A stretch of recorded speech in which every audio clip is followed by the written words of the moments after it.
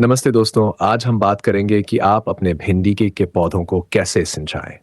पहला तरीका, भिंडी के पौधे को नियमित रूप से पानी दें। यह आपके पौधों को स्वस्थ और विकसित रखने में मदद करेगा। दूसरा तरीका, भिंडी के पौधों को सिंचने के लिए पानी को धीरे धीरे और सही तरीके से दें। पौधों की जड़ों के निकट भागों को सिंचें ताकि पानी सीधे जड़ तक पहुंच सके। आपको ये वीडियो कैसा लगा?